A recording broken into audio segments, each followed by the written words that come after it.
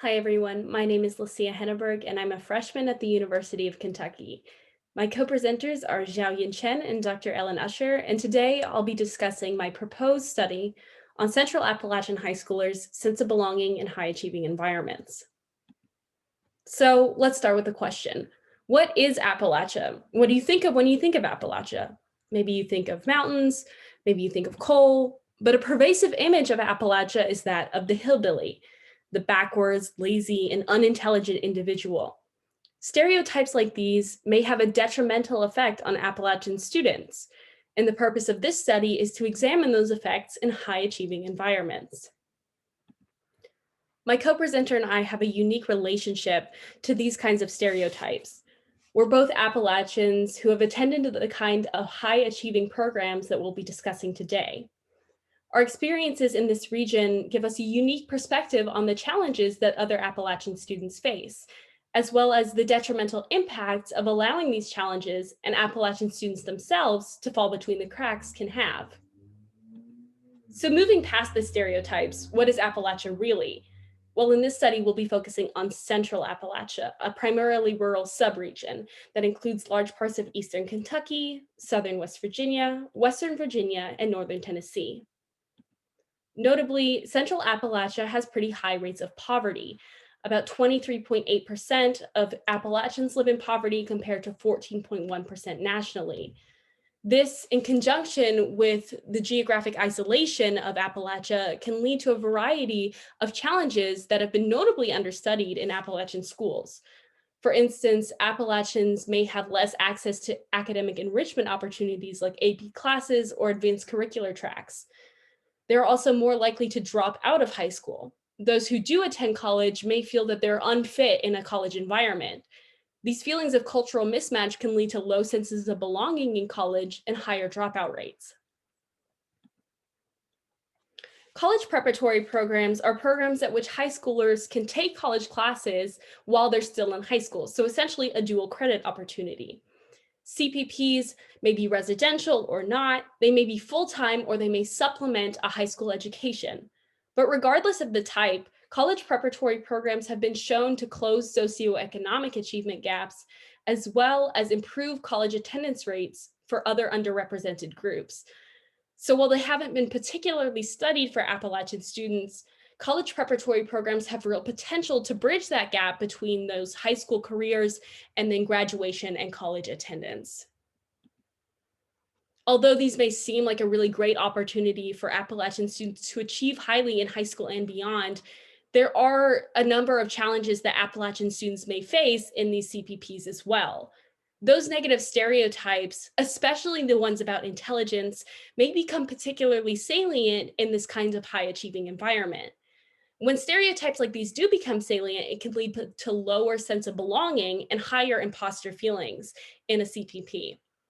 This in turn leads to a lower likelihood of persistence in the program. With these challenges in mind, let's take a look at our research questions. We're interested in knowing if Appalachian identity, so identifying as Appalachian or not, is related to sense of belonging and imposter feelings in a CPP. We're also interested in knowing how perceptions of negative stereotypes are related to sense of belonging and imposter feelings, specifically for Appalachian students. And finally, we're interested in what those experiences are that are associated with changes in sense of belonging and imposter feelings in Appalachian students specifically. The CPP in question is a highly selective residential program. So students are living in a dorm on a college campus, although with only other members of their CPP. This is a 2-year program, so for juniors and seniors in high school, and students are applying their sophomore year of high school. The application includes sending in ACT, GPA, some application essays, and then a subsequent interview process. About 100 students are chosen for the program every year, so for a total of 200 students in the program, and 50% are boys, 50% are girls. About 25% of those students are from Appalachian counties, although we predict that fewer will actually identify as Appalachian. Notably, this CPP is located relatively far from Appalachia, so students from the region may have to drive 3, 4, or 5 hours to get to the school. For this study, we'll be employing a sequential mixed methods model. In phase 1, we'll be conducting a survey of all the students to really get a sense of those group differences that we talked about in our first research question. In phase 2, we'll be conducting in-depth one-on-one interviews with the Appalachian students to understand their experiences in the CPP. And finally, we'll be interpreting those findings and analyzing our results. For the quantitative stage, so the surveys, all the students in the school are going to be surveyed. We'll measure items like sense of belonging with questions like, I feel very different from most other students here, which are really gauging those students' feelings of fit in the CPP. We'll also be looking at imposter feelings, which occurs when a student feels as though they're a fraud in their environment. Items will include things like, sometimes I feel that my success has been the result of some kind of error. Then we'll be looking at Appalachian identity in a number of different ways. We're interested in how the students identify themselves, as well as how they feel others identify them and how they value that identity. So we'll be including items like, I am an Appalachian, and being from Appalachia is an important part of who I am. Finally, we'll examine stereotype awareness with items like, I feel very different from most other students here. For the interview portion, we'll be conducting one-on-one semi-structured interviews with only the Appalachian students in the CPP. We'll be choosing students based on the ones who say they're from an Appalachian area, although these students may not identify as Appalachian specifically. We're interested in what factors have led them to identify or not identify with being Appalachian. We're also interested in what specific events have increased or decreased their sense of belonging in the CPP, and their experiences with stereotypes. So what generalizations are people making about them? Are people applying these generalizations to people like them or to them specifically? And how does this change their behavior in their CPP? For the analysis portion, let's revisit our research questions. To answer the first question, we'll be conducting a series of t-tests to get a sense of the group differences between Appalachian and non-Appalachian students. For the second question, we'll be conducting a series of correlation measures to get a sense of how these different constructs are related to one another.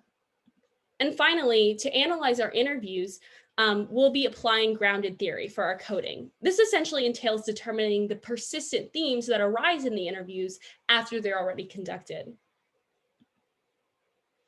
So if you'll draw your attention now to our proposed correlation matrix, you can see that we predict that having that Appalachian identity will indicate having stronger stereotype awareness. So those students who identify as Appalachian will then be more aware and more vigilant of stereotypes in their surroundings. We also predict that as stereotype awareness increases, sense of belonging will decrease and imposter feelings will also increase. For this reason, we predict that as students have an Appalachian identity, they will have lower sense of belonging and higher imposter feelings.